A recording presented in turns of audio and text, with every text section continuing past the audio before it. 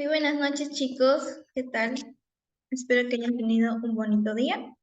Y para culminarlo, vamos a tomar o tratar en esta clase uno de los temas más frecuentes y también conocidos, porque ¿quién no ha tenido alguna vez un familiar, un conocido, a los cuales le han diagnosticado diabetes mellitus, verdad? Entonces, vamos a tratar y conocer cómo es que se lleva a cabo esta alteración. ¿Sí?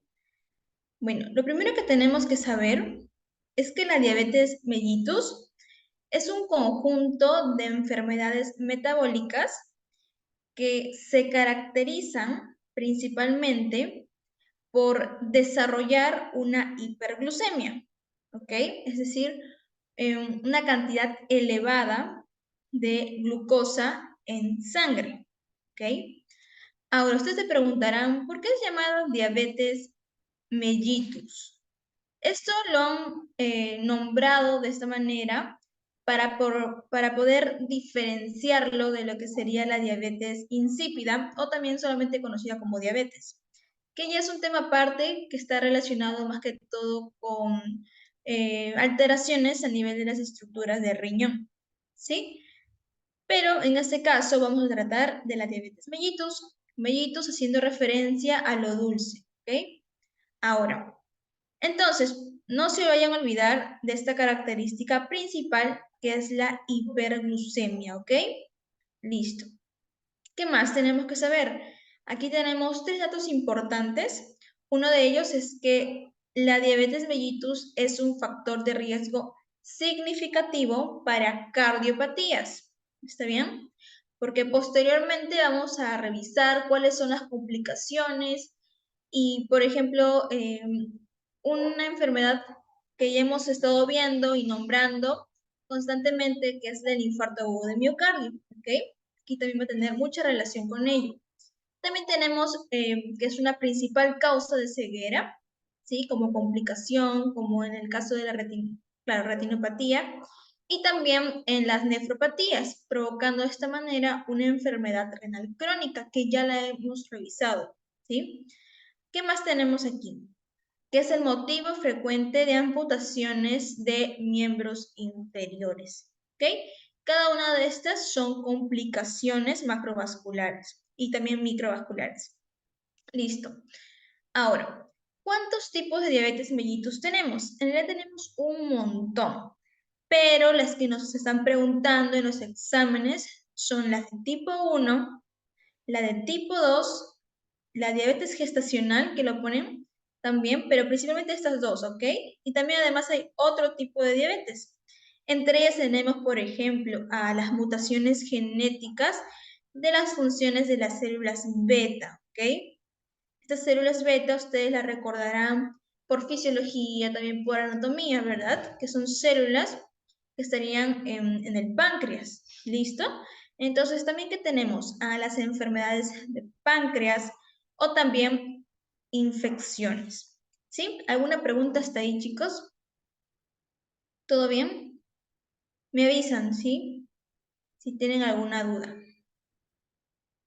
Entonces vamos a continuar, miren, a esto me refiero que tenemos diversos tipos de diabetes, miren, por ejemplo, a ver, un ratito, ya. Aquí como dije, ¿no? La diabetes mellitus de tipo 1. ¿Qué hace referencia este tipo de diabetes? Ya que es una destrucción de las células beta. Ok, a ver, repetir, listo. En esta destrucción va a ser va a provocar el déficit absoluto, ¿ok? Acuérdense de esta palabra que va a permitirnos diferenciar de otro tipo también frecuente, que es el de tipo 2, ¿ok? Aquí va a diferenciarlo porque va a ser un déficit relativo, ¿ok? Miren, absoluto y relativo. ¿De qué? De esta hormona, de la insulina, ¿ok? Ahora, entonces, de tipo 1 tenemos otros dos subtipos, que es la inmunitaria, es decir, que aquí va a estar presente los anticuerpos, que ya lo vamos a ver. También, cuando no existe la presencia de estos, lo que va a ser considerado es como idiopática, ¿sí? O sea que no se sabe la causa. Otro tipo, como dije, tenemos a la diabetes de tipo 2. ¿Qué es lo que quiero que recuerden de aquí? Este término, esta definición, relaciónala siempre, resistencia a la insulina. ¿Ok? Dos conceptos entonces en diabetes de tipo 1. Destrucción de células beta, pero que estaría proporcionando un déficit absoluto, ¿ok? De insulina. ¿Qué más? En el tipo 2, otros dos conceptos. Referencia a qué? A la resistencia a la insulina y al déficit relativo de esta, ¿ok? Otro tipo de diabetes tenemos, como dije, mutación genética, estas conocidas como las MODY, que principalmente están presentes en los jóvenes. También tenemos defectos genéticos en la acción de insulina, ¿okay? Acá tenemos distintos tipos de síndromes. También hay enfermedades como la pancreatitis, una praquectomía. A nivel endocrino, también tenemos esa enfermedad de Cushing y entre otros, ¿no? Miren cuántos tipos de diabetes tenemos, ¿sí? Ya bueno, aquí también está la gestacional. ¿Ok? Esto generalmente está presente en el segundo y tercer trimestre. Además, también un dato importante es que dicen que las mujeres que son diagnosticadas con diabetes gestacional son o tienen mayor predisposición a poder generar esta diabetes mellitus de tipo 2, ¿sí? Esto trae complicaciones también a nivel del feto, ¿sí? Ahora, ¿alguna pregunta hasta ahí? ¿Todo bien? Para continuar.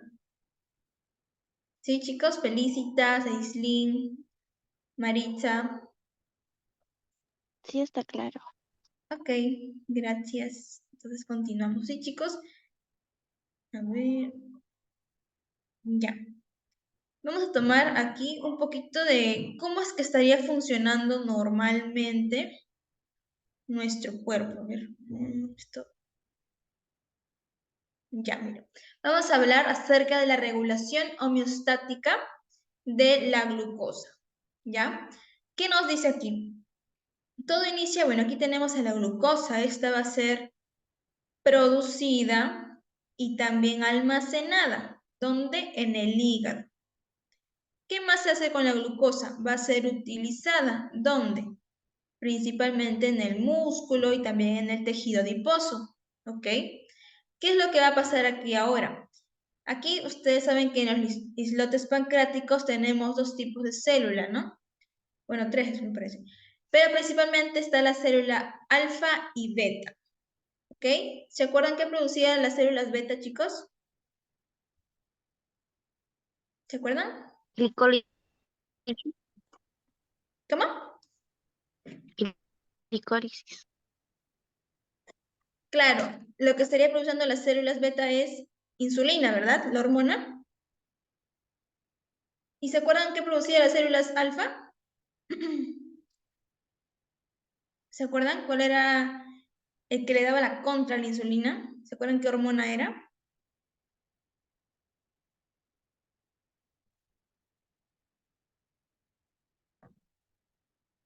¿No se acuerdan, chicos? A ver. Ajá, exacto, el glucagón. Muy bien. Ahora, ¿qué van a hacer estos dos tipos de hormonas? Van a regularlas, ¿ok? Además, también tenemos al cerebro que va a empezar a controlar, o sea, todo lo que va a ocasionar aquí o va a funcionar es para mantener el control, la regulación. Que si hay mucha glucosa a nivel sanguíneo, empecemos a secretar más insulina para que éstas puedan permitir el ingreso a las células y, bueno, ser utilizados, ¿no? Para formar, ¿qué cosa? Los ATPs, ¿no? La energía para llevar a cabo otras funciones metabólicas, ¿ok? Por ejemplo, a nivel en el ayuno. En el ayuno nosotros, por ejemplo, mientras dormimos, nuestra última comida, que sería, por ejemplo, la cena, ¿no? Durante ese tiempo no estamos ingiriendo alimentos. Por lo tanto, habrá menos insulina, ¿ok? Y va a haber más glucagón. ¿Y qué va a ocasionar esta hormona? A nivel hepático, lo que va a ocasionar es llevar a cabo procesos de gluconeogénesis. ¿Se acuerdan qué era la gluconeogénesis? O me parece que todavía no llevan bioquímica, ¿no? Y estos términos lo van a conocer mucho mejor en el curso de bioquímica. Ahora, ¿qué es la gluconeogénesis? Bueno, aquí se lleva a cabo lo que sería la biosíntesis de glucosa, pero a partir de precursores que no son, que no sean la glucosa. Por ejemplo, aminoácidos, lípidos, ¿ok? Proteínas, entre otros, que no sea glucosa, ¿ok? Entonces, al final de ello, lo que va a ocasionar el hígado, por ejemplo, aquí también tenemos glucogenólisis. Aquí se empieza a almacenar lo que sería el glucógeno, ¿ok?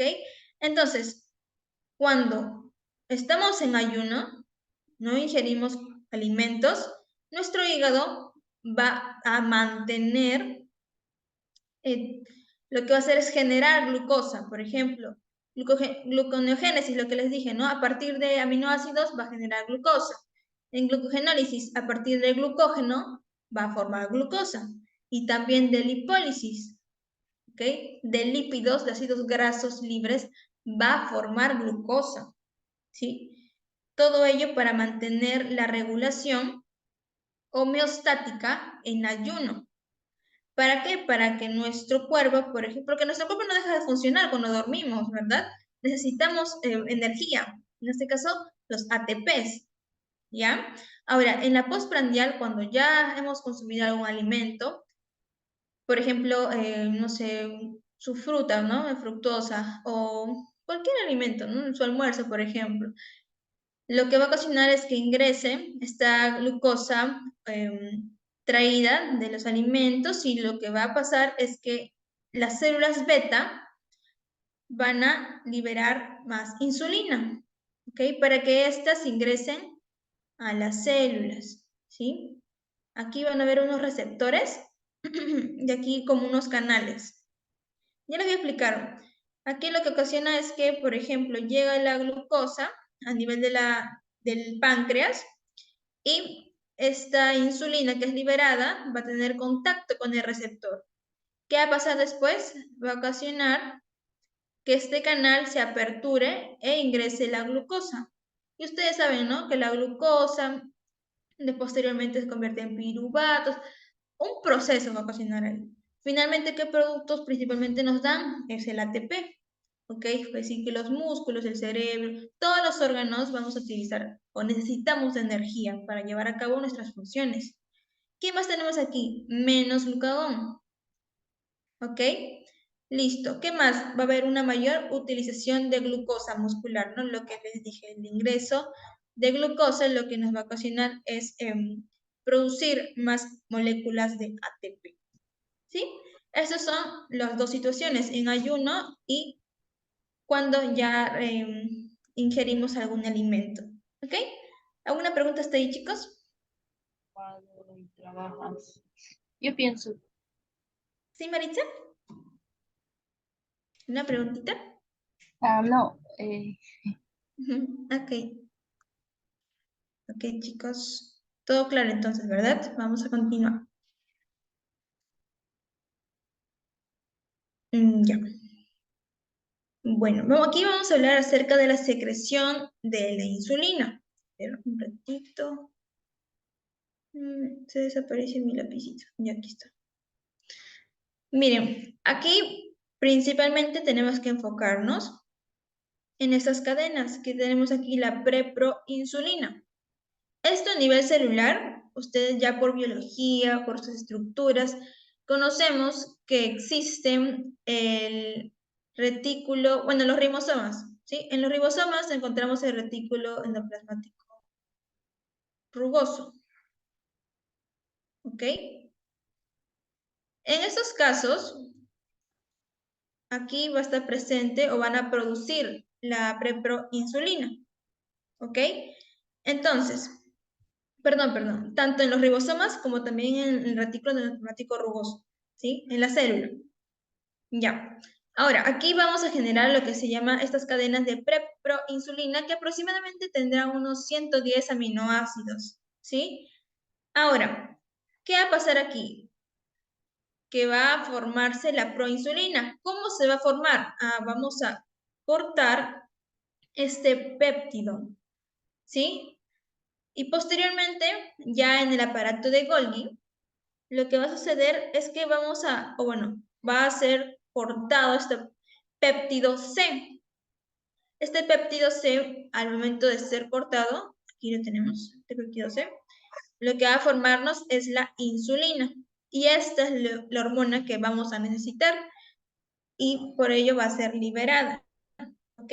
Entonces, aquí tenemos la proinsulina. La proinsulina aquí la ponemos en estos gránulos secretores. ¿Sí? Esta célula que vemos aquí va a ser la célula, célula beta. ¿Ok? Ya.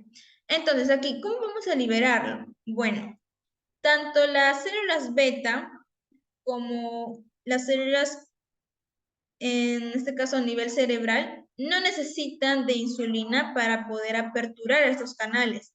Estos tienen unos transportadores únicos, ¿no? GLUT1, GLUT2. Entonces va a llegar la glucosa que hemos consumido por producto de alimentos. Entonces estos van a ingresar mediante estos canales, ¿no? GLUT1 y GLUT2. No se olviden, ¿ah? GLUT1 y GLUT2. Ya, ¿qué va a pasar aquí? Miren, de glucosa va a formar a glucosa 6-fosfato, posteriormente a piruvato, va a ingresar a nivel mitocondrial, ¿ok? Y ya pues a nivel mitocondrial, ¿qué es lo que se forma o a dónde ingresa? Al ciclo de Krebs. El ciclo de Krebs, productos principales ATP. ¿Qué va a hacer el ATP? Miren, aquí tenemos que a nivel de su membrana tenemos estos canales. Miren, canales de potasio que son sensibles a ATP. Entonces, estos van a reconocer estas moléculas producidas y va a empezar a salir potasio. ¿Ok? Luego de ello, lo que va a pasar es que se va a producir una despolarización. ¿Ok? Y producto de esta despolarización, que es un voltaje, tenemos aquí a un canal que es dependiente de voltaje. Esto va a reconocer esta acción. ¿Y qué va a pasar? Que el calcio que está a nivel extracelular, ¿ok? Extra e intracelular, no se olviden, ¿sí? Entonces, este calcio lo que va a hacer es ingresar. Y cuando ingresa, va a dirigirse, va a estimular a estos gránulos secretores a que se fusionen con la membrana citoplasmática. Y posteriormente, por un proceso de exocitosis, va a ser liberada la insulina y también el péptido C. ¿Sí? Ahora, también tenemos otra forma de liberar esta insulina o estos gránulos secretores. Ya, aquí tenemos también las sincretinas, ¿sí? Que son liberados en el intestino por alimentos, ¿no? Estos van a ingresar también, ¿sí? Ya. Estos van a ingresar por los enterocitos, ¿sí? Que son las células que están, pues, por el intestino. Van a absorberse, van a llegar a los vasos sanguíneos, al torrente sanguíneo, y posteriormente, pues, van a llegar al nivel celular. Aquí vamos a tener a las sincretinas. Estas sincretinas también van a tener sus receptores, los receptores de incretinas.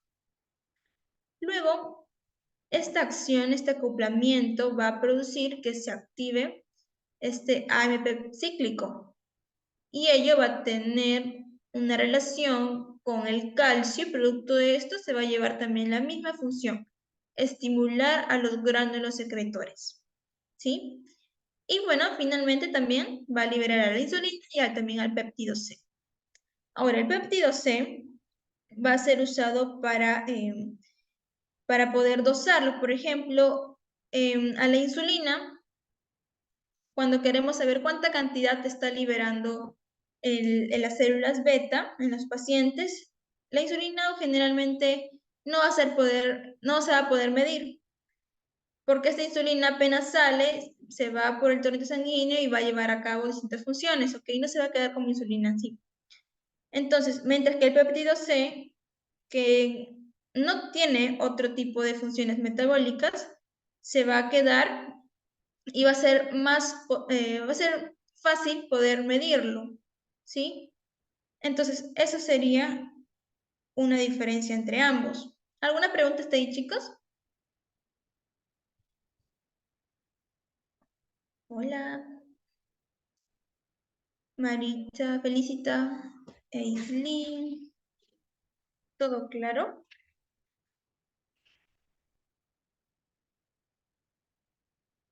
¿Sí, no, chicos? ¿Todo claro? Ok. Gracias, Eislin. Ya. Vamos a continuar. Ahora, ¿cómo es que se da a nivel muscular? Miren, un ratito. Ya, vamos a pasar esto aquí. Ya. Ahora, ¿cómo es la acción de la insulina a nivel muscular? Sabemos que la insulina, ya posteriormente en la diapositiva hemos visto que esta es liberada por exocitosis.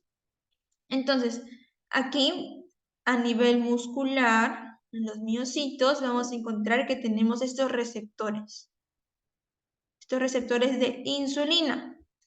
Esta hormona va a acoplarse a su receptor, va a activar estos mecanismos y se va a dirigir aquí, miren, a esta estructura que tenemos aquí a los GLUT4.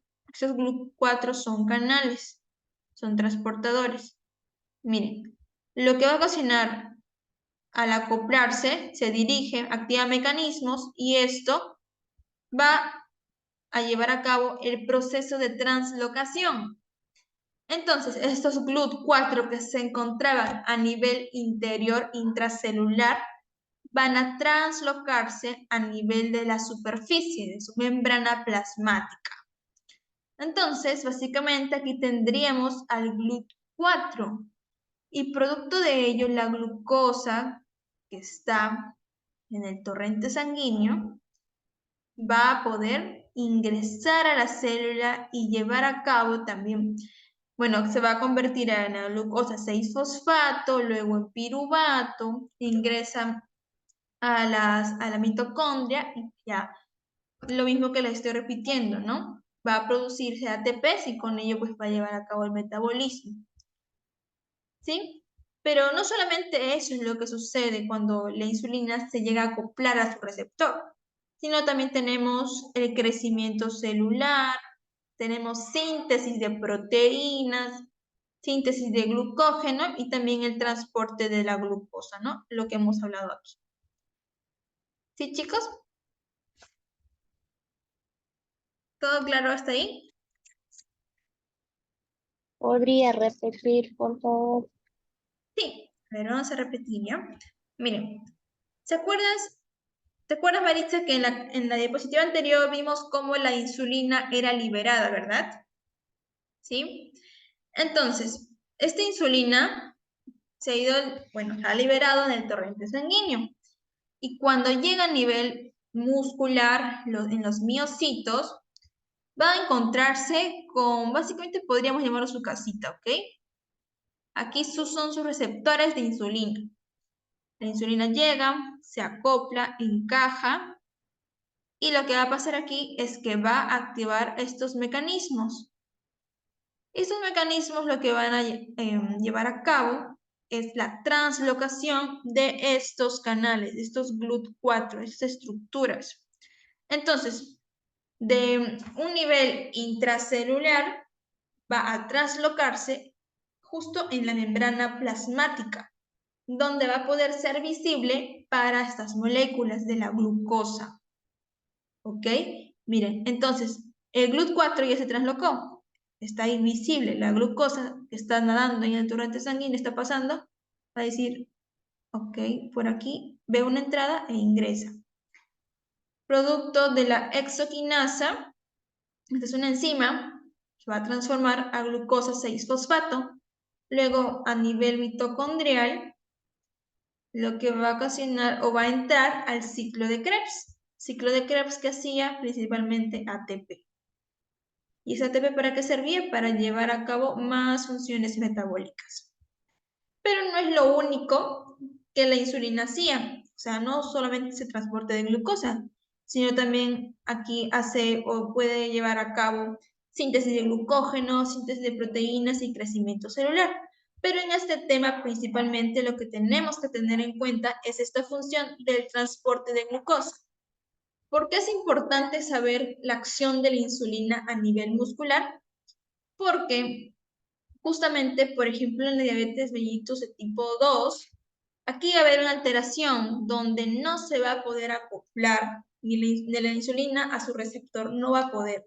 A esto les dije que tengan en cuenta el concepto de resistencia a la insulina. ¿Sí? Esto lo vamos a tratar detalladamente en cada uno de los tipos. ¿Sí? ¿Está ahí más claro, Maritza? Ok. Ok, muy bien. Entonces vamos a continuar. Ya chicos, aquí también tenemos que tener en cuenta las hormonas. Esta es una regulación hormonal de la glucosa. Por ejemplo, aquí la insulina, cuando ve que hay ingreso de glucosa, o puede ser postprandial, o ya esté en ayunas, que bueno, en este caso ya sabemos que es producida la glucosa en ayunas por funciones hepáticas, ¿sí? Por ejemplo, lo que nombré, ¿no? La glucogénesis o también la lipólisis. Chicos, entonces aquí lo que va a ocasionar es que cuando haya glucosa, la insulina va a aumentar. Aquí vemos todas sus acciones y estos de aquí, tanto el glucagón, la epinefrina, todos estos, lo que va a ocasionar es disminuirla. ¿Ok? Va a disminuir, o sea, son hormonas contrarreguladoras. ¿Sí? Eso quiero que sepan. Esto es como un recordar de fisiología, ¿no? Lo que ya han visto el ciclo pasado. Ahora aquí vamos... Uy, se cerró la pantalla, perdonen. Bien, chicos, aquí vamos a hablar de la diabetes mellitus de tipo 1. Listo. A eso también se le conocía como la diabetes insulinodependiente o de comienzo juvenil. ¿Ok? Esto en el 90% se da en niños de 5 a 10 años, si no me equivoco. ¿Ok? Pero esta va a ser la diabetes menos frecuente, es más o menos entre el 5 y 10%. ¿Ok? De frecuencia. Chicos, miren, está caracterizada por qué? Miren, destrucción masiva de células beta pancreáticas. ¿Ok? Aquí puse el 70% porque esta es la cantidad del porcentaje que debe ser, bueno, de células beta que deben ser destruidas para que empiece a darse lo que serían las manifestaciones clínicas, ¿sí? Entonces, otra definición es que es una deficiencia absoluta, no se olviden de esto, absoluta. Diabetes mellitus tipo 2, relativa. Diabetes mellitus tipo 1, destrucción absoluta. ¿Ya? Subtipos, puede ser por mediación inmunitaria, es decir, por la presencia de anticuerpos, o cuando no las hay, idiopática.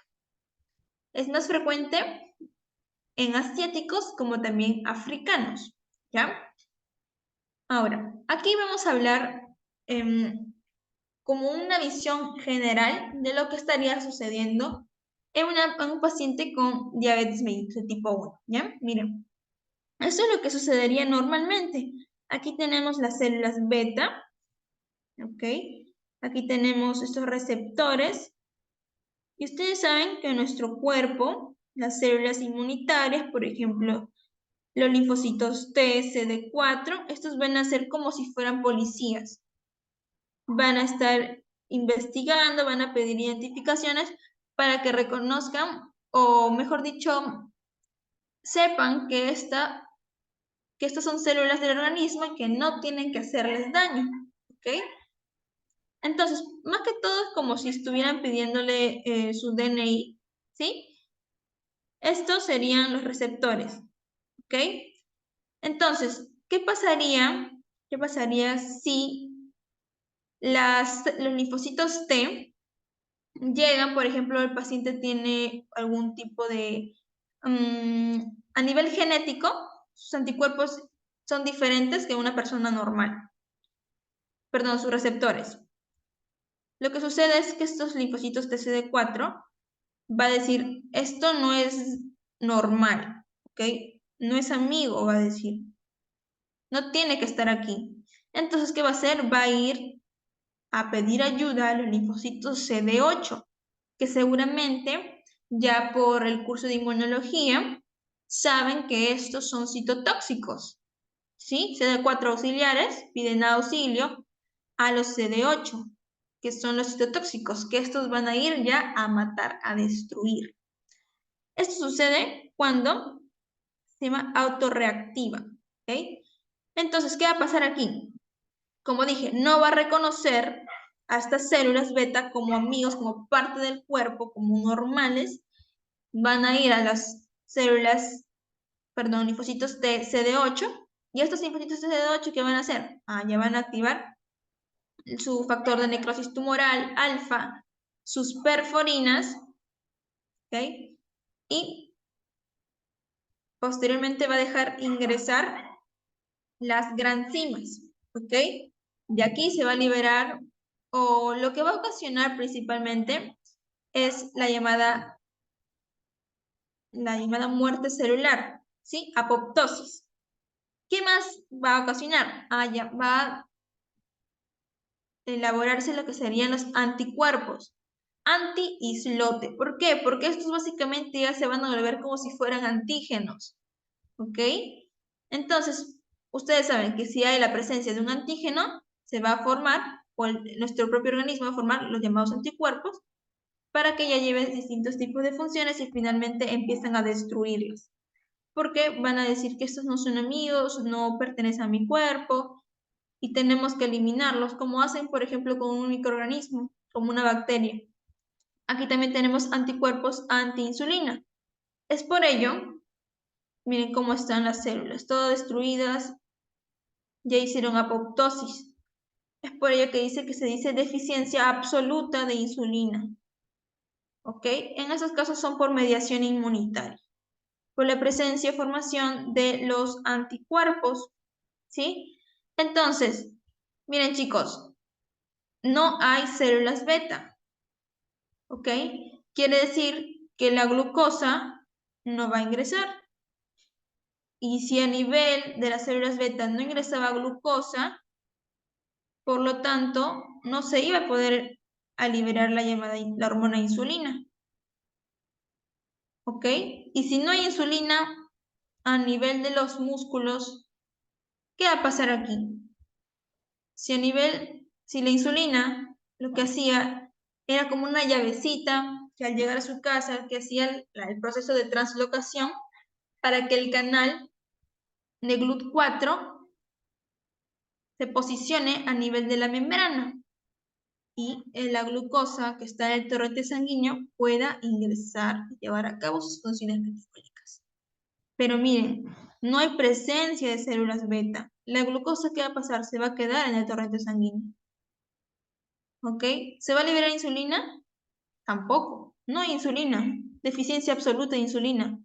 Porque las células beta ni reconocen glucosa para llevar a cabo la formación de insulina, ni tampoco producto de ello va a dejar ingresar glucosa a nivel muscular.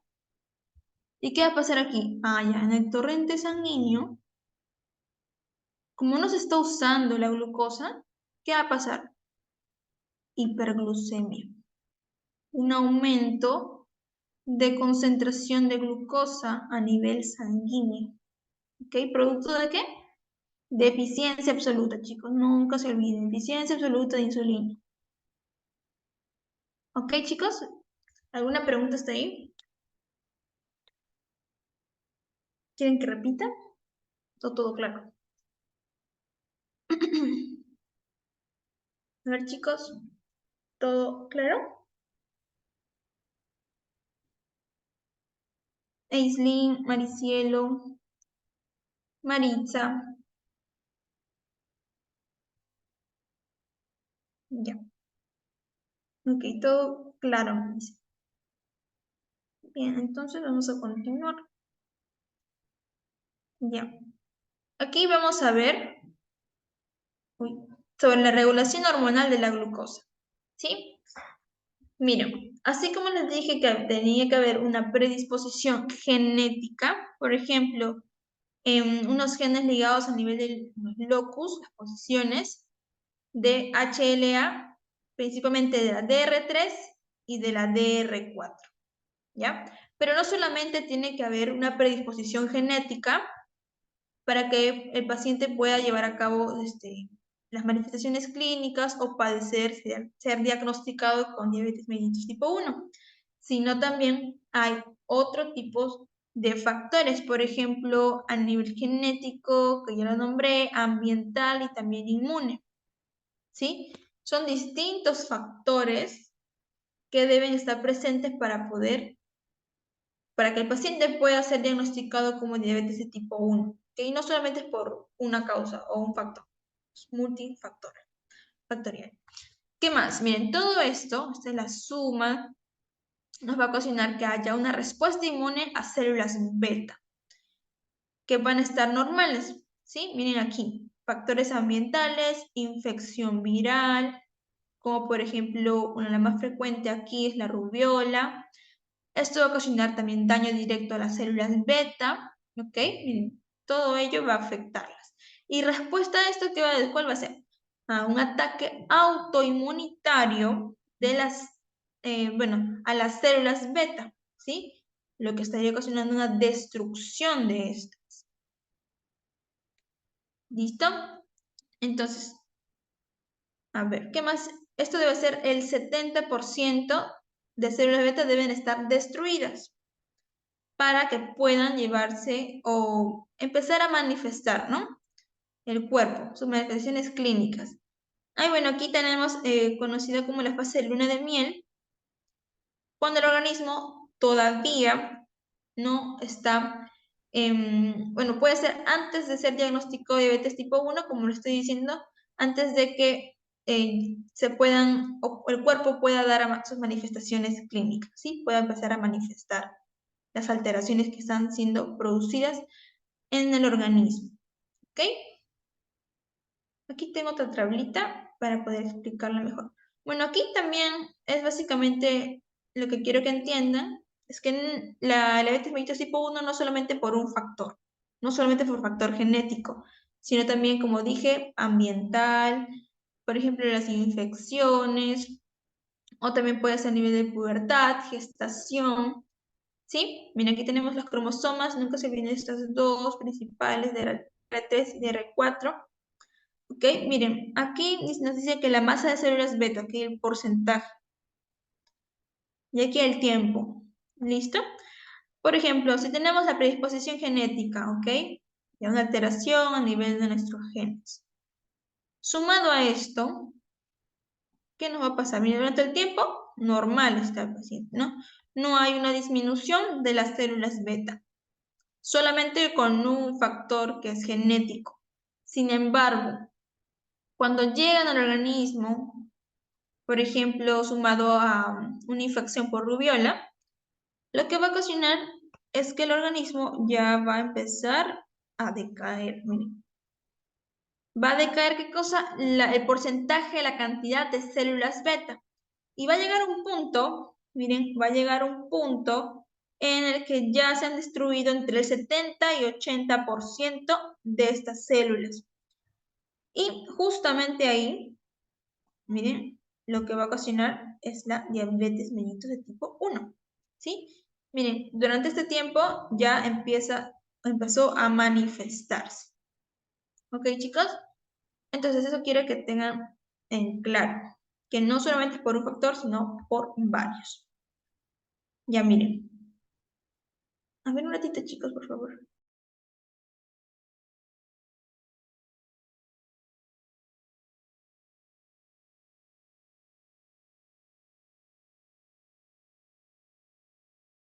Ya, perdón, chicos. Bien, aquí lo que quiero que empecemos a recordar o entender, aquí está, ya, es la fisiopatología de la diabetes tipo 1. Como dije, un ejemplo producto de la infección, ¿ya? Supongamos que el paciente ya tiene una predisposición genética, ¿ok? Otro tipo de factor, de repente se tuvo una infección, ¿ok? Lo que va a ocasionar aquí, miren, aquí tenemos a los islotes de Langerhans y aquí a las células beta, ¿ya? Entonces, aquí va a venir un estímulo, ¿no? Que, por ejemplo, el paciente estuvo con infección. Bueno, le dio rubiola. Ya.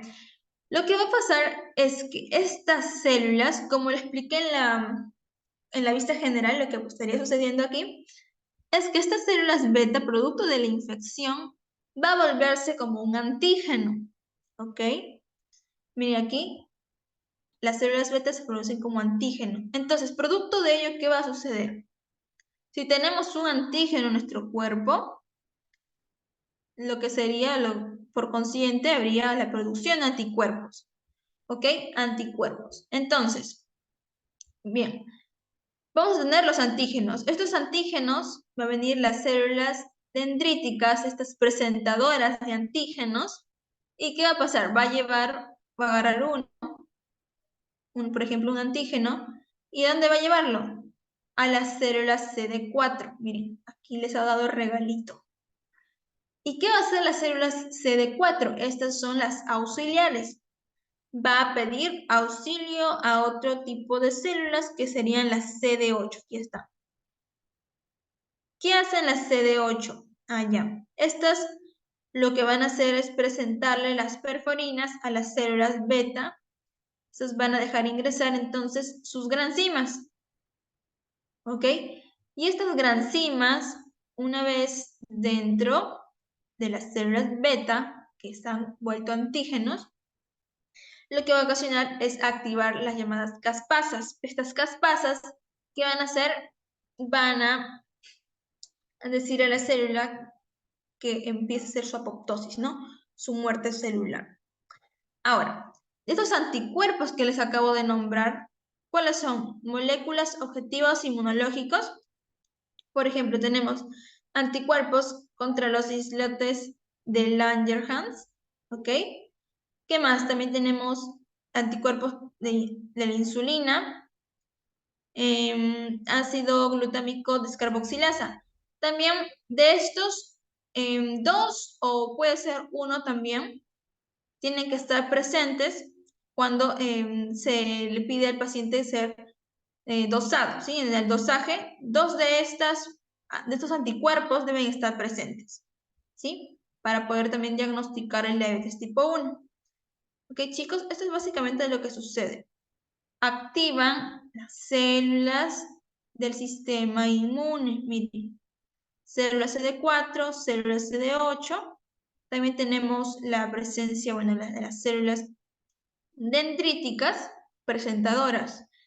Ahora, producto de la infección en un paciente que ya tiene predisposición genética, lo que va a pasar es que estas células se van a volver antígenos, se van a infectar también. Y bueno, como les dije, ¿no? Ya se producen anticuerpos y ya todo el proceso inmunológico que les acabo de comentar.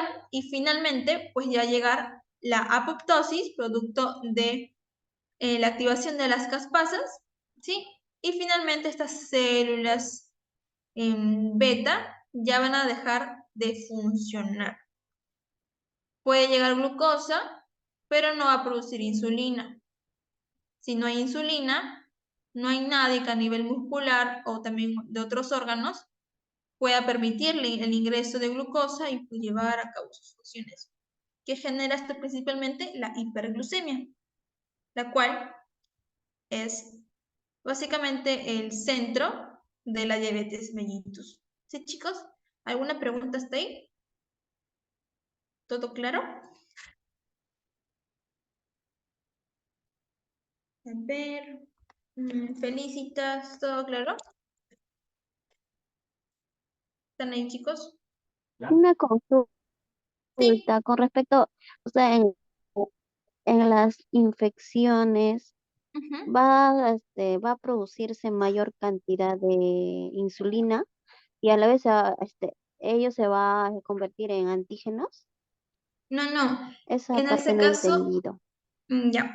Lo que sucede por el producto de una infección, lo que va a pasar es que las células beta, cuando llegan a este nivel, lo que va a hacerlas es como si fueran antígenos, va a alterar toda su estructura, ¿ok? O sea, van a estar, por ejemplo, un virus, por ejemplo, por aquí, y lo que va a ocasionar es que el sistema inmune va a reconocer esto como, va a rechazarlo, va a decir, esto no es normal en mi cuerpo, en el organismo, entonces, ¿qué tengo que hacer? Eliminarlo, ¿ok? Porque han sido infectadas. Entonces, ¿qué va a ocasionar esto? Ya se han vuelto antígenos producto de una infección, ¿ya? Entonces, aquí vamos a conocer a las células dendríticas. Estas células lo que van a hacer es como que llevar la información. Van a agarrar un poco de estas células beta, ¿ok? Bueno, aquí también van a participar los macrófagos y ya posteriormente lo que estaría entregándole es a las células dendríticas, ¿sí? Pero principalmente estas células dendríticas lo que van a hacer es llevarle un poquito, o sea, los antígenos moleculitas, hacia la CD4. ¿Ok? Estas CD4 son auxiliares. Estas no pueden acabar con tanto. Es mucho para estas. O sea, su función no es terminarlas, básicamente, sino pedir ayuda. ¿Ok? ¿A quiénes van a pedir ayuda? A las CD8. Estas sí van su función es citotóxica, o sea, matarlas, destruirlas. ¿Ok? Ahora, miren. Aquí lo que va a pasar es que van a presentarles a estas células beta unas llamadas perforinas. Estas perforinas, producto de ello, van a empezar a ingresar estas granzimas, estas moleculitas que tenemos aquí. Y luego estas granzimas, una vez dentro, van a activar a las caspasas. Y estas caspasas ya se tienen que relacionar con la apoptosis, con la muerte celular. ¿Ya, chicos? Y en esta muerte celular, lo que va a suceder es que las células beta ya no funcionan. Ya no funcionan. Se han destruido completamente. Miren. A ver, vamos a ver aquí. Miren. Miren, aquí. Eso. Ya las células beta están así. ¿Ok? Entonces, a ver, vamos a retroceder aquí. Ya. Por ejemplo, esta célula beta está normal, pero cuando empieza a hacer apoptosis, o sea, ya todos las mitocondrias, el aparato de Golgi, los ribosomas, todo esto ya dejó de funcionar. Se han malogrado todo. Entonces, al ingreso de la glucosa, hasta puede que sus canales ya no haya tampoco, ¿no? Todo se ha malogrado, no permite el ingreso de nada. Ya, entonces no va a ingresar glucosa, y si no ingresa la glucosa, miren, no hay secreción de insulina. ¿Ok? Entonces, ante una infección, teniendo ya una predisposición genética, como dije, multifactoriales, entonces va a ocasionar que no se libere insulina, porque no se puede, miren chicos, toda la célula beta se ha malogrado, se ha vuelto disfuncional, la célula ya murió. Y si no se libera insulina, miren, por ejemplo, a nivel muscular, si no se libera insulina, no va a haber nada que se acople con este receptor. O sea, este receptor va a estar esperando, pero no va a haber nada. Y si no hay este acoplamiento, no hay ese estímulo, estas GLUT4 no van a poder migrar hacia la membrana plasmática. Y si no hay esta entrada, la glucosa se va a quedar a nivel sanguíneo, o sea, ocasionando una hiperglicemia. ¿Ok? No hay insulina y hay hiperglicemia. Y chicos, miren, aquí justo el concepto de diabetes mellitus tipo 1. Destrucción masiva de células beta al 70%, y deficiencia absoluta, absoluta, absoluta, absoluta. ¿Ok? ¿De qué? De insulina. No hay insulina, no hay entrada de glucosa a las células, como por ejemplo en los miocitos. Y si no hay este ingreso, la glucosa se va a quedar en la sangre. Es por ello que, vamos adelante, también vamos a ver los criterios de diagnóstico. Por ejemplo, ¿no? Entonces, de repente ustedes han tenido un familiar o algún conocido que siempre, bueno, en su evaluación, ¿no? Puede ir a la posta, no sé, o también tal vez en casa tengan un glucosímetro, ¿sí? Y esta sale elevada. ¿Por qué elevada? Porque hay demasiada concentración de glucosa a nivel de la sangre, ¿sí? Una hiperglucemia. Justo de lo que estamos hablando aquí. Hiperglucemia.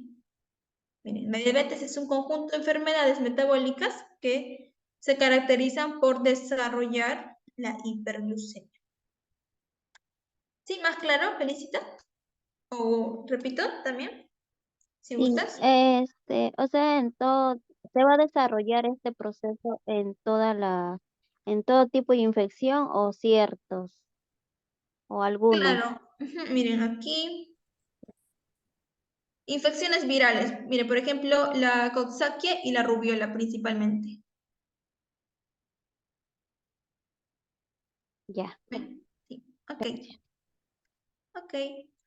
Bien, chicos. Ahora, si no hay ninguna otra pregunta respecto a la diabetes mellitus de tipo 1, vamos a hablar acerca de la diabetes mellitus de tipo 2. ¿Ya? Esta también es conocida como bueno, antes, ¿no? Como la no insulino dependiente. Hay otra cosa más que me faltó agregar, es que en las diabetes mellitus de tipo 1, los pacientes desde el inicio, desde que ya son diagnosticadas, tienen que aplicarse la llamada insulina, ¿no? Que es, bueno, son como ampollas que se aplican pues, a nivel más o menos a cierta distancia del ombligo, también del brazo o del músculo, ¿sí? Mientras que estos diabetes de tipo 2 no son insulino dependientes. Y bueno, estos son los más frecuentes, casi en un 90%, ¿sí? Y también, más que todo, se presenta en la edad adulta, a diferencia de la tipo 1, que es en niños, ¿no? Entre 5 o 10 años. ¿Ya, chicos? Bien, aquí, ¿qué tenemos que recordar? Conceptos. Resistencia a la insulina. Resistencia a la insulina, nunca se olviden. Relaciónenlo siempre. Diabetes mellitus de tipo 2, resistencia a la insulina. ¿Qué más tenemos? Secreción compensatoria deficiente. ¿Ok? ¿Qué más? Producción excesiva de glucosa por el hígado. Otro, metabolismo anormal de grasa. Vamos a ver por qué. Ah, ya. Y en los pacientes obesos, bueno, estos pacientes tienen mayor predisposición a padecer de diabetes mellitus de tipo 2, en el 80%, ¿sí? Son demasiado frecuentes. ¿Sí, chicos? Ahora, miren, aquí nuestras células, nuestros adipocitos, nuestras células del tejido adiposo, tienen cierta capacidad de expansión, ¿ok? Para, pues, albergar o almacenar lo que serían las grasas, ¿no? Los lípidos. Sin embargo, bueno, los pacientes obesos, principalmente que tienen una mala alimentación, son sedentarios, entre otros factores, ¿qué es lo que va a suceder aquí? Es que como un globito, ¿no? Tenemos un globito, tiene cierta capacidad, pero cuando se abusa ya de esta célula, este adipocito, lo que va a ocasionar es que se va a expandir, ¿ok? Se va a ensanchar mucho, mucho, mucho. Y esto lo que va a activar es un estado inflamatorio, liberando ¿qué? El factor de necrosis tumoral alfa, interleuquina 6 y también la resistina. ¿Y qué va a ocasionar esto? Ah, ya, que se liberen estos ácidos grasos libres. ¿Ok? Entonces, esta liberación de ácidos grasos libres, ¿hacia dónde van a ir? Hacia los miocitos, ¿ok? Hacia el músculo, hacia el hígado, hacia los hepatocitos y hacia el páncreas también a nivel del islote pancreático. O sea, estos van a ir, miren, como ya no puede más, se ha hinchado, ya llegó a su límite, están abusando del pobre adipocito, va a tener que ir a ser almacenado en otros, ¿no? Porque el paciente pues, sigue teniendo una mala alimentación, no se cuida, ya. Sí, sus factores. ¿Qué más? Miren, aquí ya vemos como si estos ácidos grasos libres se han ido hasta el nivel de estas pobres células que no, su función no es almacenar ácidos grasos, solamente lo cumplen los adipocitos, pero como ya no tienen espacio, pues ya migraron hacia otro lugar. Entonces, ¿qué va a ocasionar esto? Una lipotoxicidad, pero principalmente que, miren, lo que va a pasar es que haya una lipogénesis. O sea, va a empezar también a generar más lípidos. ¿Pero producto de qué? De una liberación de insulina. ¿Qué más? Va a aumentar la glucosa. Ok, ¿se acuerdan que a nivel hepático se producía la glucosa producto de otros precursores no glucosídicos? ¿Sí? ¿Se acuerdan que les dije? También, bueno, al final lo que va a ocasionar todo este círculo vicioso es que va a ser una lipotoxicidad. Es decir, que los ácidos grasos libres, como vuelvo a repetir, no tienen que estar a nivel de estas células porque no es su función, ¿ok? Se aprovechan de estas porque ya no tienen a dónde ir. Entonces, esto se dice que va a provocar la resistencia a la insulina. Bueno, es un factor que lo va a provocar. Por ejemplo, aquí. ¿Se acuerdan que les dije que es necesario que para llevar una función normal, la insulina que ha sido liberada por las células beta tiene que buscar, tiene que encontrar a su receptor, acoplarse para que estos canales, los GLUT4, se puedan translocar de nivel, no es que se encontraba a nivel intracelular, ya pues para que migre, para que se posicione a nivel de la membrana citoplasmática. Entonces, ¿qué va a pasar?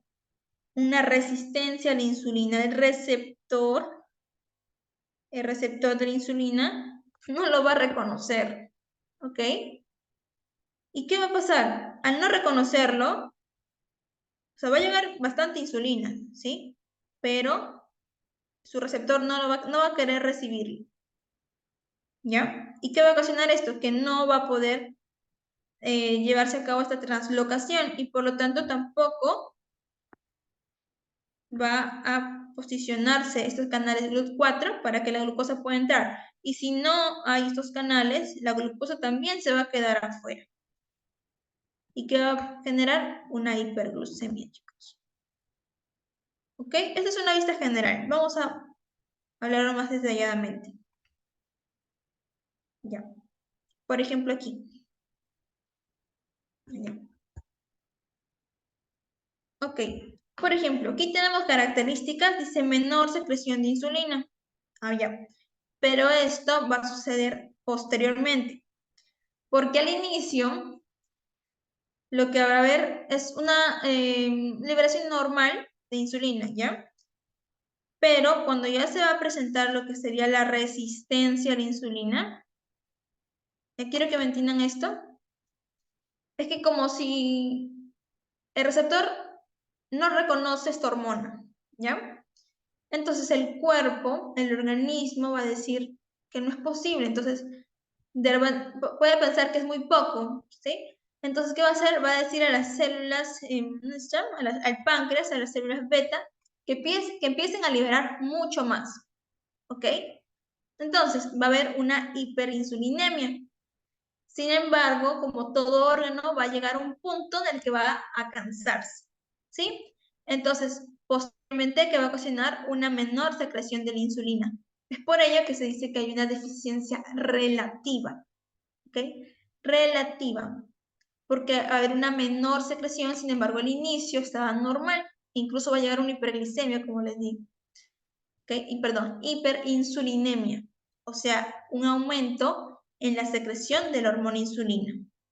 ¿Qué más también tenemos? Una producción excesiva de glucosa por el hígado. ¿Ok? ¿Esto por qué sucede? Allá, como hay una resistencia a la insulina, es decir, aquí el receptor de la insulina, aquí están los canales de glucosa. como va a haber una resistencia a la insulina, ya no va a reconocer a la insulina aquí, ¿no?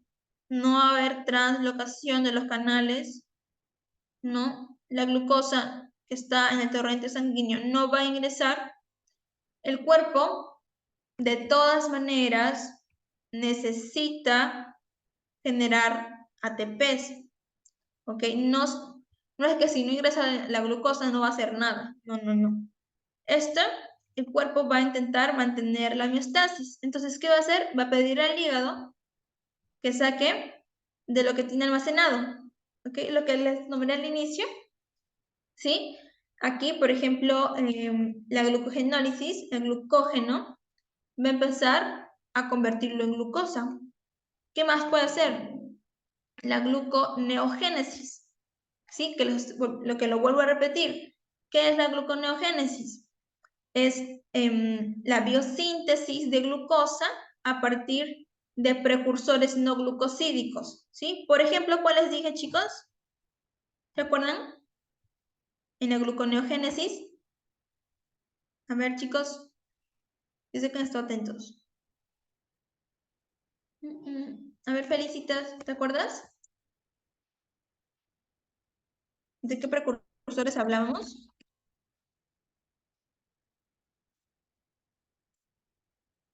¿No se acuerdan, chicos? Del aminoácido, las proteínas. Esos son los precursores. De los ácidos grasos, entre otros.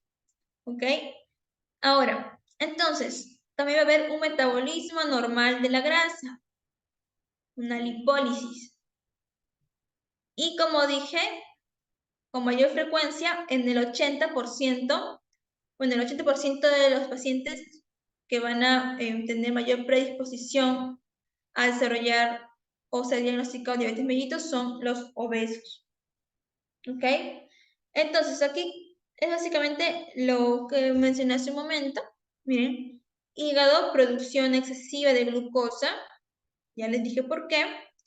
Y miren, a nivel de los miocitos va a haber una resistencia a la insulina, o sea, una menor captación de glucosa. No va a permitir el ingreso al interior de sus células. ¿Ok? Entonces, si no va a ingresar, no va a convertirse finalmente como producto en ATP, ¿qué va a pasar? Hiperglucemia, se queda en el torrente sanguíneo. Chicos, ¿y esto por qué? Miren que tenemos deficiencia de insulina, que como dije va a ser posterior, ¿ya? ¿Alguna pregunta hasta ahí? ¿Todo claro? Aislinn, Maricielo, Angie. ¿Todo bien, chicos? ¿O repito? ¿Puedes repetir? Ya. Ya. ¿Qué parte quieres que repita más o menos? ¿Te acuerdas? ¿O todo en general?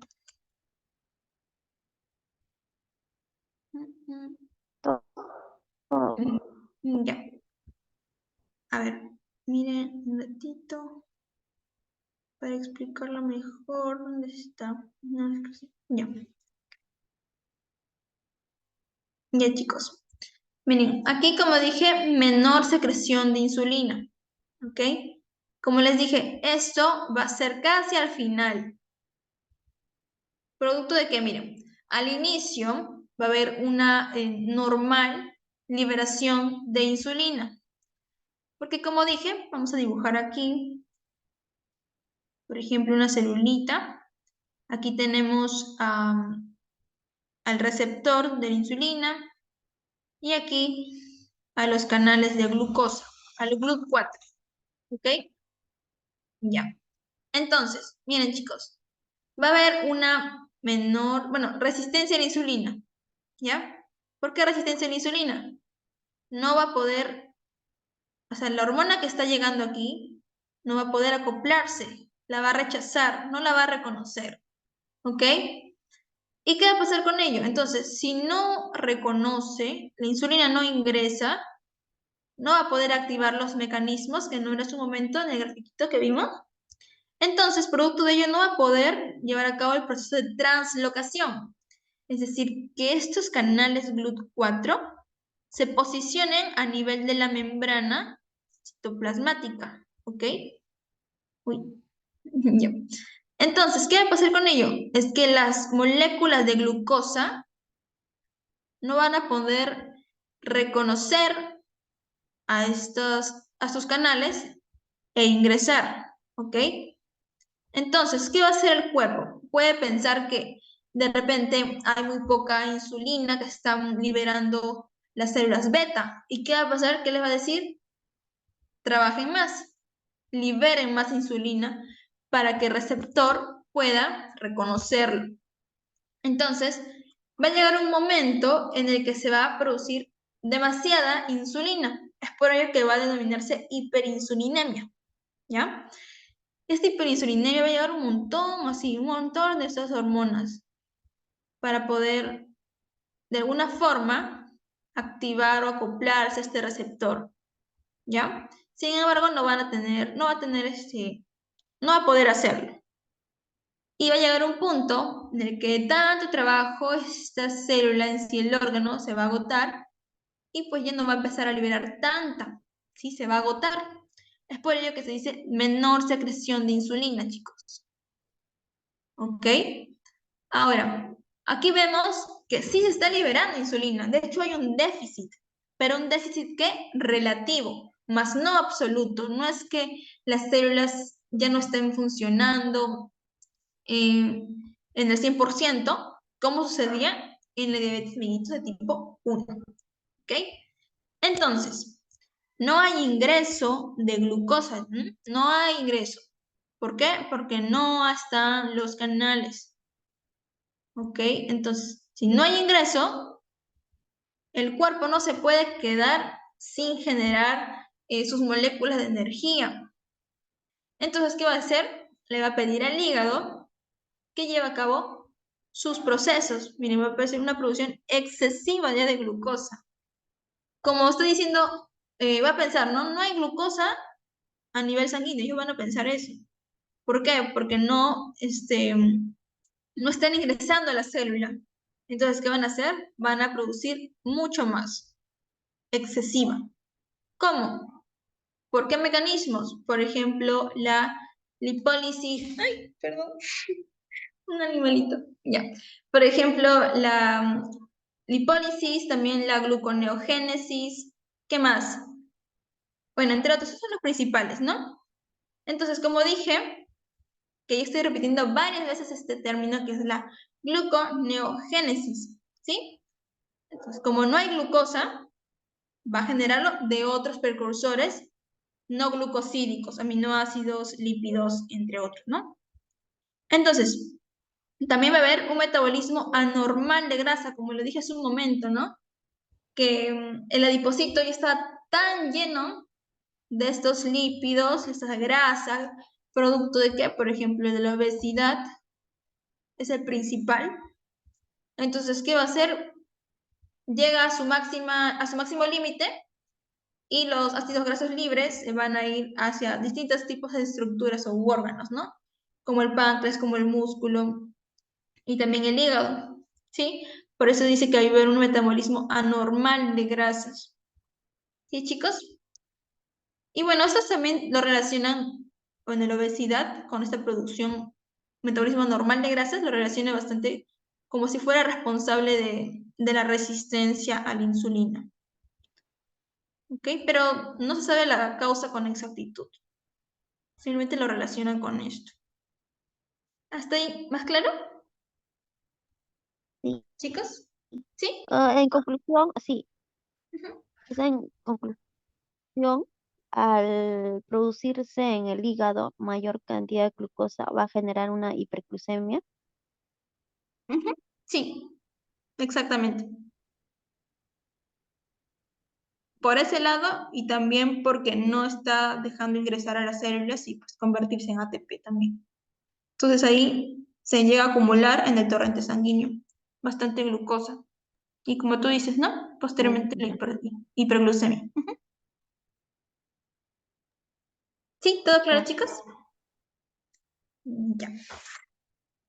Entonces continuemos. Ya chicos, aquí también es básicamente lo que ya les comenté. Aquí tenemos a la celulita, miren, no se va a acoplar la insulina, entonces no se va a llevar a cabo el proceso de translocación. ¿Se acuerdan cuál era el canal por el que ingresaba la glucosa?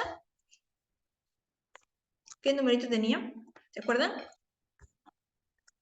4. Ajá, sí, muy bien, el GLUT4. Está bien, chicos, eso no se olviden, porque eso es aunque no crean, lo preguntan. Seguramente también lo preguntó en fisiología. Ok, ya, ¿dónde está mi lapicita? Ya. Bueno, este es el funcionamiento normal, lo que ya he repetido. Esta es la resistencia a la insulina. Miren, la glucosa no ingresa, ¿qué va a pasar? Aumenta a nivel del torrente sanguíneo. Y chicos, ¿qué más tenemos aquí? Miren, la hiperinsulinemia induciría la regulación a la baja de su receptor también, ¿no? Como les dije que va a llegar un punto, bueno, al inicio, que va a empezar a liberarse un montón de insulina con el fin de que alguna de estas pueda acoplarse al receptor y llevar a cabo el proceso normal, ¿no? Pero finalmente esto no va a suceder.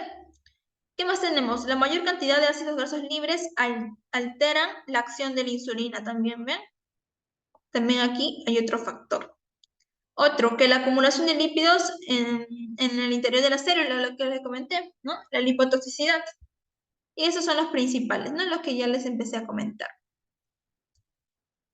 Ya. Ah, ya chicos, aquí, esto es básicamente lo que les dije también.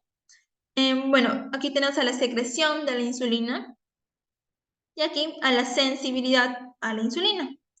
Miren, al inicio, miren, a menor sensibilidad, mayor secreción, perdón, a menor sensibilidad, mayor secreción a la insulina. Es decir, que va a haber una resistencia aquí. ¿Ok? Y ¿se acuerdan que le dije, no? Hay una resistencia, el organismo va a pensar que de repente hay muy poca insulina, entonces va a empezar a liberar mucho más, va a mandar a las células beta a trabajar bastante y va a llegar a un punto en el que va a haber una mayor secreción de insulina. ¿Ok? Miren, aquí. Aquí va a haber una tolerancia normal a la glucosa. Sin embargo, va a llegar a un tope esto. ¿Qué quiere decir? Que el órgano, por ejemplo el páncreas o las células beta, van a llegar a su límite, ya no van a poder liberar o secretar insulina como al inicio lo hacían, ¿sí? Se va a agotar. ¿Y qué va a pasar con eso? Va a caer. Entonces, ¿qué? La secreción de insulina va a disminuir, llevando consigo a una intolerancia a la glucosa. Y posteriormente, ya producirse lo que sería la diabetes mellitus de tipo 2. ¿Ok, chicos? Eso es lo que les comenté hace un momento.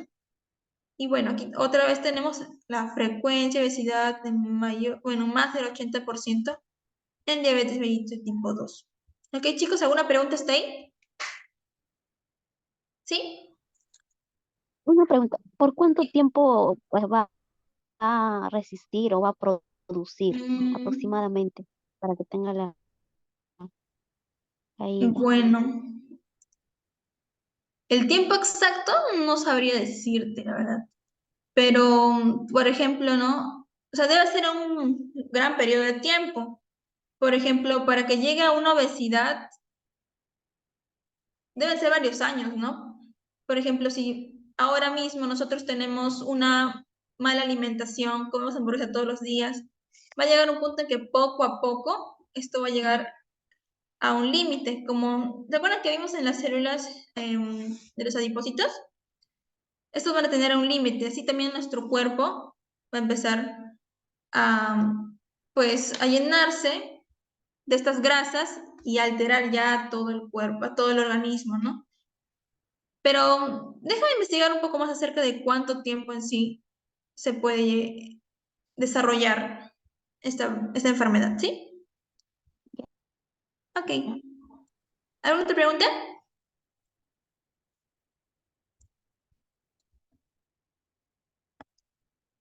Ok. Entonces vamos a continuar. Ya. Ahora, producto de todo ello, de la resistencia a la insulina, ¿qué nos generaba? hiperglucemia. Pero no solamente eso, también va a llevarnos o a contribuir al desarrollo de alteraciones metabólicas, ¿ok? Por ejemplo, que, mire, aquí tenemos a la diabetes mellitus de tipo 2, también nos puede desarrollar una hipertensión, un hiperinsulinismo, bueno, como les comenté, ¿no? Al inicio de diabetes tipo 2. Miren, chicos, obesidad. ¿Y producto de qué? De una dislipemia también, ¿no? Dislipidemias. ¿Qué más? Tenemos un montón de aquí de síndromes. Por ejemplo, estetosis hepática no alcohólica, que también se estaría relacionando con la obesidad, si se acuerdan. En insuficiencia hepática, lo que les comenté. ¿Qué más? Aterotrombosis, disfunción endotelial. O sea, son bastantes tipos de patologías que estaría provocando o contribuyendo la resistencia a la insulina. Entonces, cada uno de estos en su conjunto van a ser denominados como síndrome metabólico. ¿Ok? Ok, chicos. Esto iba a ser como condiciones que están asociadas producto de la resistencia a la insulina. Estos de los principales que nos piden que nos acordemos es la dislipemia, la obesidad, la diabetes, la hipertensión y el hiperinsulinismo, ¿sí? Esos son los principales que nos piden. Y también la aterotrombosis. Bueno, en conjunto esto. Chicos, ahora. Ahora vamos a hablar de las complicaciones de la diabetes. ¿Ok? Aquí tenemos clasificados en distintos tipos, ¿no? ¿Se acuerdan de acuerdo al tiempo, ¿no? Agudas y crónicas. Situaciones peligrosas para la vida están en la clasificación de agudas. ¿Qué nos dicen aquí? Que requieren reconocimiento y tratamiento inmediato. ¿Qué más? Que son responsables de gran número importante de las hospitalizaciones. Aquí tenemos a quienes, a la cetocidosis diabética, también tenemos al estado hiperglucémico hiperosmolar y también a la hipoglucemia, o sea, la caída de concentración de glucosa. Miren, chicos, vamos a ver aquí. En crónicas ya tenemos el grado de hiperglucemia crónica, que es el mejor factor predictivo de complicación de la diabetes.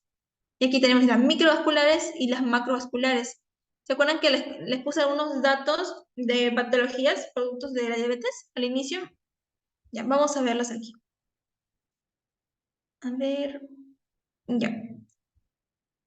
Aquí tenemos a la complicación aguda de la diabetes mellitus. Aquí tenemos a la cetocidosis diabética, al estado hiperosmolar, hiperglucémico y también a la hipoglicemia. Miren, esta cetocidosis diabética principalmente va a tender a ser mayor, bueno, va a tener mayor predisposición en la diabetes mellitus de tipo 1. Sin embargo, también es posible en la diabetes tipo 2.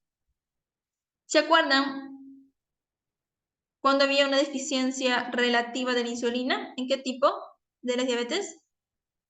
¿Se acuerdan, chicos? Que lo nombré bastante. Muy bien. ¿Y la absoluta? 1 en la Claro, una en la absoluta. Sí, perdón. Y 2 en la relativa. Ya, chicos. Entonces, ¿qué va a ocasionar aquí? Ya. Bueno, aquí como un recordar, ¿no? Aquí a nivel de los adipocitos, ¿qué va a ocasionar aquí? Que los ácidos grasos libres, aquí está, a nivel hepático, ya por ejemplo aquí tenemos, empiecen a hacer acidosis, ¿ok? Y producto de ello aquí tenemos los cuerpos cetónicos. O sea, al usarse estos ácidos grasos libres, ¿qué va a ocasionar? Cuerpos cetónicos, ¿sí? Ahora, estos cuerpos cetónicos, ¿qué nos van a llevar? A una hipercetosemia, miren. Y estos, al ser ácidos, lo que van a ocasionar es que van a disminuir la alcalinidad. La alcalinidad relacionada siempre a los bicarbonatos. Entonces, miren, aquí ácido. Disminución también del bicarbonato. Y producto de ello va a disminuir el potencial de hidrogeniones. Esto que conlleva una acidosis. Por otra parte, haciendo ya relación al estado hiperosmolar, ¿ok? También sucede lo mismo a nivel hepático. Bueno, esto ya, como dije, ya lo empecé a mencionar. Miren, la glucogenólisis y la gluconeogénesis. Pero ojo que esto cuando hay déficit relativo de la insulina, ¿ok? No total. Cuando es total, empieza a liberarse o a usarse los ácidos grasos libres. ¿Qué más? Miren, la glucogenólisis, lo que va a pasar es que va a originar una hiperglicemia. Y esta hiperglicemia, bueno, la glucosa va a actuar como un diurético. Entonces, esto que va a provocar una diuresis osmótica. Y consigo también la deshidratación. Aquí vamos a encontrar las P de poliuria, polidipsia, polifagia y también la pérdida de peso. Chicos, las 4 P's. Ok, chicos, nunca se olviden de esas 4 P's. ¿Alguna pregunta hasta ahí, chicos? Bueno, vamos a ver también cada una de estas complicaciones. A continuación. Ya. Primero empezamos con la cetoacidosis diabética. Chicos, ¿qué va a ocasionar aquí? Ya. La insulina, aquí vemos que está disminuyendo. ¿Ok? Hay un déficit. ¿Ya? Por ejemplo, cuando hay un déficit absoluto, como en la diabetes mellitus tipo 1, se van a producir cuerpos cetónicos. Estos cuerpos cetónicos, como dije, son ácidos. Van a disminuir lo que es la concentración de bicarbonato y consigo van a aportar a una acidosis. ¿Ya? Ceto de cuerpos cetónicos y acidosis de la disminución de pH. Producto también de la misma composición de los cuerpos cetónicos y de la disminución del bicarbonato. ¿Ya? Ahora, cuando disminuye o bueno, tenemos este déficit, tenemos a las hormonas contrarreguladoras, como el glucagón, las catecolaminas, el cortisol. ¿Sí? Entonces, estos siempre van a aumentar para mantener la homeostasis, para regular todo ello. Miren, chicos, aquí tenemos los cuerpos cetónicos. Ahora, a nivel hepático, también va a empezar a generar la gluconeogénesis, la lipólisis y la glicogenólisis. ¿Sí? Lo que les estoy mencionando ya durante toda la clase. Finalmente, que llega a una hiperglicemia. ¿Y cómo se manifiesta todo ello? Miren, manifestaciones clínicas, poliuria, que va a haber una mayor flujo urinario, polidipsia, va a haber, o en el paciente va a tener un aumento en la sed, polifagia, va a tender a aumentar su consumo de alimentos, ¿sí? También va a presentar dolor abdominal, náuseas, fatiga y también deterioro del sensorio. Aquí también me olvidé de anotarlo, pero tengan en cuenta que aquí se presenta una respiración muy conocida como la respiración de Kussmaul, que es como una respiración bien profunda y regular, que se presenta siempre en una cetoacidosis diabética. Chicos, ahora, en un análisis de gases arteriales se va a poder identificar estos puntos, como el potencial de hidrogeniones disminuido en 7.3, indicando que una acidosis. ¿Qué más? Una disminución del bicarbonato, ¿ok? Producto también de la producción de cuerpos cetónicos. Ahora, miren la glucosa, 250 gramos. Ok, chicos, estos 3 puntos y estas manifestaciones tienen que tenerlas en cuenta. ¿Alguna pregunta hasta ahí? ¿Todo claro?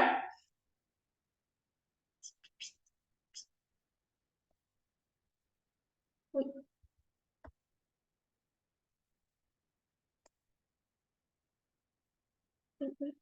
Ya. Aquí tenemos el estado hiperosmolar hiperglucémico. Chicos, miren aquí. Ya. Aquí también va a haber una disminución, un déficit de la insulina. ¿Ok? Esa es característica en sí de la diabetes mellitus. Aquí otra vez tenemos las hormonas contrarreguladoras que se van a encargar pues, de regular o mantener la homeostasis. Miren aquí, puede haber una hiperglucemia, ¿sí? También una hiperosmolaridad, ¿ok?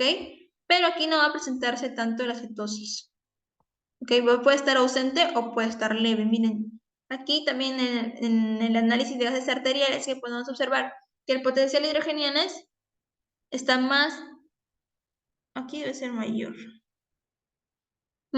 de 7.3, o sea, es alcalino, y bicarbonato también va a ser mayor a 15. No va a ser como en el caso de la cetosidasis diabética, ¿sí? Pero miren, si la glucosa está recontra elevada, 600 gramos por decilitro, chicos. En el anterior creo que era solamente 250, sino que había otros puntos de considerar como la acidosis, ¿no? Es por ello, miren esta hiperosmolaridad. Por ello, que esta complicación se llama estado hiperosmolar hiperglucémico. Y chicos, eso ténganlo en cuenta. Esta es una de las complicaciones agudas. Aquí también tenemos la hipoglicemia. Aquí básicamente puede esto suceder en pacientes que, por ejemplo, aumentan, o sea, se colocan de manera incorrecta la insulina, o sea, que ya han sido diagnosticados, pero pueden ser inexpertos de repente, o, por ejemplo, al inyectarse, esos medicamentos, esas hormonas de la insulina, lo hacen mucho, o sea, una sobredosis de esta, lo que va a ocasionar que pues disminuye considerablemente la concentración de glucosa, por ello se dice hipoglicemia. O que también algunos pacientes, ¿no? Que no tienen ayuda familiar de repente, no lleven, o sea, no empiezan, no coman sus alimentos a la hora, ¿ok? Eso también, o sea, no tengan un aumento de glucosa oral. Y chicos, eso también. Ahora, esto se va a identificar por una actividad de Whipple, que tenemos aquí los síntomas y signos de una hipoglicemia, ¿ya? ¿Qué más? También el plasma, que debe ser menor a 63 miligramos por decilitro, que tenemos en valores de milimoles, y la resolución de sus síntomas al inyectar, pues, glucosa, al administrar glucosa. Y bueno, aquí tenemos las hormonas que ya lo hemos estado nombrando, ¿no? Que aquí van a participar bastante, que son las contrarreguladoras. Y aquí tenemos ya este grafiquito para entender mejor la hipoglicemia. Por ejemplo, ¿qué es lo que sucede en nuestro cuerpo, no? Aquí tenemos una disminución de la glucosa a nivel arterial, de la sangre arterial, y que va a ocasionar que el páncreas y también el cerebro se activen. ¿Qué va a ocasionar en el páncreas? Una disminución de la insulina, ¿ok? Esos básicamente siempre están directamente proporcionales. Y la glucosa va a aumentar. ¿Para qué? Cago. ¿Para qué? ¿Sí? Para que aumente la glucosa, ¿ya? A nivel hepático. Entonces, miren, ¿cuál es su fin? Aumentar la producción de glucosa. Ahora, eso hace, ¿quién? El páncreas. También en los riñones, ¿no? Por la reabsorción, en este caso. ¿Qué más? A nivel cerebral, por un punto, puede ir en el aumento de la corriente simpático suprarrenal, como puede ir a nivel de la médula suprarrenal y liberar lo que sería la adrenalina. ¿Ok? Y con ello también va a llegar a este fin. Esa es su principal finalidad. Aumentar la producción de glucosa y resolver esta hipoglicemia. Otro, por la hipófisis va a empezar a liberar la hormona de crecimiento, también la CTH, que va a llegar a nivel de la corteza suprarrenal y va a liberar el cortisol. Miren, también tenemos las neuronas postganglionares simpáticas. ¿Ya? Miren, las simpáticas, las que siempre mencionamos, la noradrenalina, también la acetilcolina. Y miren todas sus funciones. ¿Todo para qué? Para aumentar la glucosa a nivel arterial y con ello su producción, para tratar de resolver esta hipoglicemia. ¿Sí, chicos? Aquí tenemos sus síntomas, que es respuesta adrenérgica, palpitaciones, también puede haber nerviosismo y también temblores, así, ¿sí? Más o menos. Y respuesta parasimpática tenemos la sudoración, sensación de hambre y también hormigueo, ¿sí? Ok, chicos, estos serían parte de las complicaciones, de las 3. Ya, esas son las agudas, las que acabamos de ver. Y estas son las complicaciones crónicas vasculares de la diabetes mellitus. Por ejemplo, tenemos a nivel microvascular y también a nivel macrovascular. Microvascular quiere decir que se va a dar en los vasos más pequeños. ¿Como cuáles? Miren, aquí puede ocasionar la retinopatía, la nefropatía y también la neuropatía. Por ejemplo, ¿qué puede llevar a una retinopatía? Lo que va a ocasionar es que este aumento de glucosa a nivel sanguíneo puede activar las vías de los polioles, que también son conocidas como del sorbitol, ¿sí? Eso seguramente lo van a ver con mayor detalle en el curso de bioquímica, respecto a todas las vías, moléculas, enzimas que se llevan a cabo. Aquí lo que va a ocasionar es que este sorbitol va a llegar a acumularse a nivel aquí, por ejemplo, de retinopatías, aquí, ¿ok? De la retina. Y esto que puede producir a la larga lo que sería la ceguera, ¿sí? Lo ello puede ocasionar a nivel de la nefropatía y la neuropatía. Todo ello a nivel de los vasos sanguíneos pequeños, los microvasculares. Y en los macrovasculares ya son, como su propio nombre lo indica, ¿no? Las vasos sanguíneos más grandes. Por ejemplo, bueno, aquí lo que va a estar relacionado principalmente es los ateromas, las placas de ateromas, ¿sí? De aterosclerosis. Lo que va a ocasionar aquí, por ejemplo, enfermedad vascular cerebral, puede obstruir, por ejemplo, aquí tenemos un vasito sanguíneo, aquí puede obstruir el paso del flujo, ¿ok? Y consigo que va a ocasionar que el tejido donde se estaba, bueno, del que se encargaría de irrigar este vasito, pues se llega a infartar, ¿ok? Un infarto cerebral. O también puede ser una cardiopatía isquémica, como les dije al inicio, la llamada del infarto agudo de miocardio, también todos son por placas de atero. ¿Ya, chicos? Cuando se llega a infartar una parte de los miocitos. ¿Ya? Isquemia. Okay, bajo flujo sanguíneo. También tenemos una enfermedad arterial periférica y esto ya se ocasiona cuando ya llega un menor flujo de sangre a nivel de estructuras distales, por ejemplo, en los pies, ¿sí? Provocando de esta manera los llamados pies diabéticos, ¿sí? Seguramente lo han escuchado y estos posteriormente se llegan a necrosar. Estos ya son complicaciones crónicas vasculares. ¿Y, chicos? Ya. Y por último, aquí tenemos los criterios de diagnóstico. Por ejemplo, aquí tenemos las pruebas en ayuna, ¿ok? Lo que tenemos aquí, bueno, lo normal, la tolerancia normal a la glucosa, es que sea de 100 miligramos por decilitro, ¿ya? Ahora, si el paciente, por ejemplo, un día antes de su examen de sangre, se comió, por ejemplo, no sé, un panetón, de repente sale un poco elevado, entre 111 por ahí, ¿no? Entre 100 y 125 miligramos por decilitro. Ya esto, al ver sus resultados, puede indicar una prediabetes. Sin embargo, para llegar a este diagnóstico, tiene que tomarse mínimo 2 veces este examen de sangre, ¿sí? Ahora, ¿qué pasa qué tiene que pasar para diagnosticar una diabetes mellitus? Como les dije siempre, de 2 a más exámenes de sangre, pero tiene que ser mayor a 126 miligramos por decilitro. Por ejemplo, ¿no? El paciente llega y tiene bueno, su valor, el valor que sale de su examen de sangre tiene, por ejemplo, 128. ¿Ok?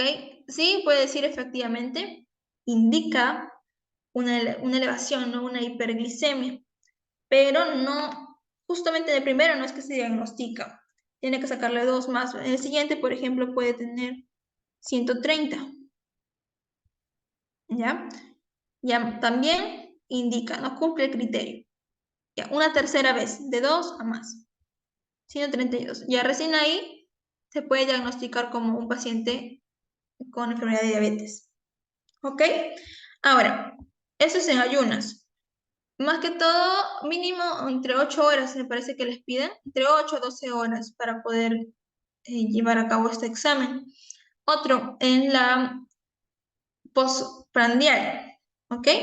Aquí se le dice al paciente que consuma por vía oral glucosa anhidra de 75 gramos. ¿Sí? Lo que sucede aquí es que durante 2 horas se llega a sacar la sangre. Ya. Entonces, si el paciente tolera normal la glucosa, puede tener 140 miligramos por decilitro. En prediabetes más o menos entre 140 y 199. Pero ¿cuándo puede ser considerado diabetes mellitus? Cuando sea mayor de 200 miligramos por decilitro. Ojo, siempre de 2 a más exámenes para poder diagnosticar. ¿Ya, chicos?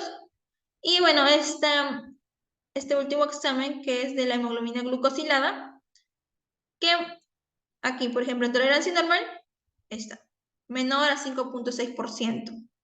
¿Ok? ¿Qué más? En prediabetes de 5.7 a 6.4%. Y ya en diabetes, ¿cuándo es considerada? 6.5%, siempre y cuando sea de 2 a más, bueno, más el nivel que tenemos aquí, ¿no? Esos valores normales. Y chicos, esto sí, practíquenlo bastante porque a veces nos ponen casos clínicos. Y bueno, ahora también vamos a ver uno respecto a estos valores. Esto siempre nos ponen en los exámenes presenciales también que tenemos de fisiopato, porque bueno, a veces es un poco complicado memorizarnos todos estos valores. Y justamente es lo que viene. ¿Alguna pregunta hasta ahí, chicos? ¿Sí? ¿No? Está claro. Ok. Ok, chicos. Bien, ahora sí llegamos al banqueo. Entonces les doy 5 minutitos para empezar a hablar sobre las preguntas, ¿ok? Nos vemos.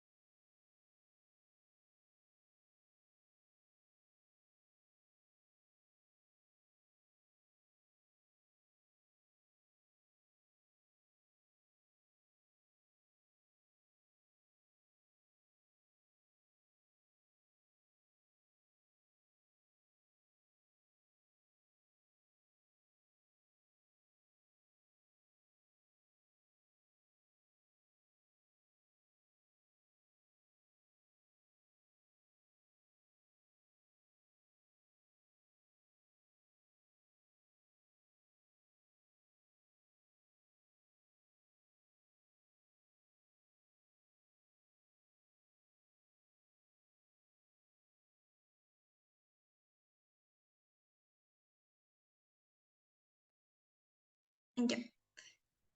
¿Ya llegaron, chicos? ¿Están ahí? Felicitas, Jongar, Aislinn, Maricielo. Ok, con su like me hicieron saber que están aquí. A ver, la primera pregunta que nos dice. El diagnóstico de diabetes mellitus se realiza cuando por lo menos 2 veces, como les mencioné, el valor de la glicemia en ayunas es igual o mayor a... ¿Cuánto sería, chicos? 126. Ajá, muy bien. Excelente. 126. No se olviden, chicos, en ayunas 126. Diagnóstico para diabetes mellitus tipo 2, por lo menos 2 veces. ¿Ok? La tercera ya diagnosticada. Siguiente, nos dice, mujer de 48 años con obesidad, es diabética con tratamiento irregular. Dice que 8 días antes de su ingreso presenta polidipsia, poliuria, cefalea, dolor abdominal, miren, acuérdense de eso, deterioro del sensorio y bueno, no déficit motor. ¿Cuál más o menos sería su diagnóstico? El más probable, según lo que hemos visto. Miren, chicos, polidipsia, poliuria, dolor abdominal, deterioro del sensorio. Ah, ¿Sí? La A. Cetocidosis, ¿verdad? Ujú, exactamente. Por las manifestaciones clínicas que hemos visto en las complicaciones. Mira, las manifestaciones: poliuria, polidipsia, polifagia, dolor abdominal, náuseas, fatiga y deterioro del sensorio, ¿verdad? Exactamente. Muy bien, chicos. Ok. Otro tipo de pregunta nos dice, en un diabético o en un paciente diabético, perdón, paciente con diabetes, la combinación de hiperglicemia, miren, mayor a 300 miligramos por decilitro, y ausencia tanto de lipólisis como la cetonuria, ¿cuál creen que sea el estado, chicos? No, complicación aguda, ¿no? ¿Dónde no había, se acuerdan, los cuerpos cetónicos? La ausencia de estos, ¿se acuerdan dónde estaba?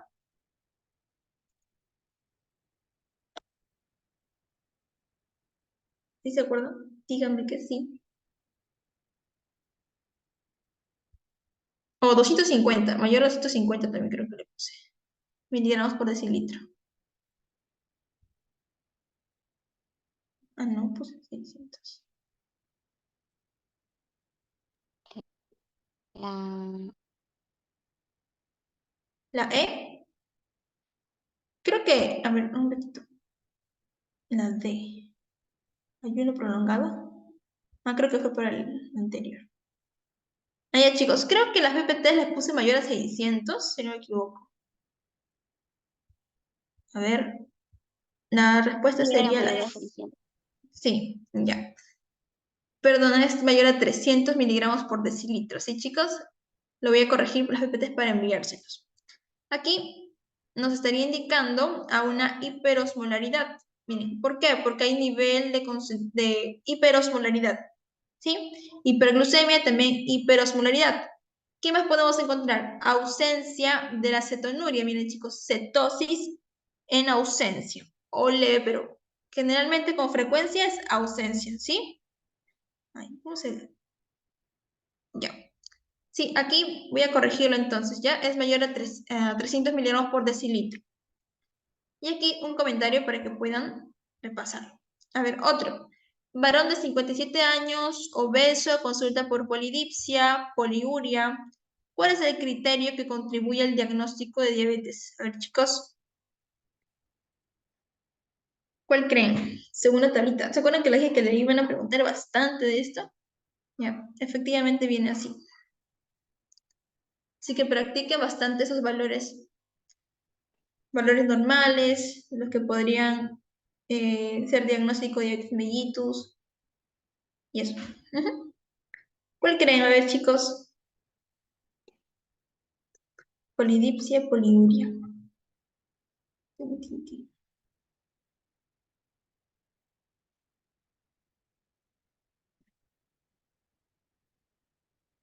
A ver, chicos, ¿se acuerdan? Oh. ¿Pareció esa pregunta? Opción A, Ajá, muy bien. ¿Te acuerdas que era polidipsia? A ver, con los términos. mayor ansiedad de comer. Polidipsia, polifagia. No, polidipsia es de sed. El paciente tiene De sed. bastante sed. Ujú. Ujú.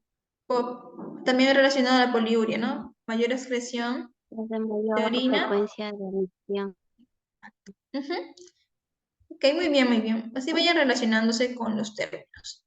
Bueno, aquí esta vez la tablita que les dije. En verdad, repasen los chicos. Este tema ya es parte de la unidad 4, si no me equivoco. ¿Ok? Pero viene igualmente en el examen final, ¿sí? Así que vayan repasándolo. Y bueno, chicos, si no tienen alguna otra pregunta, daríamos por finalizada la clase, ¿sí? No hay otra pregunta, ¿verdad?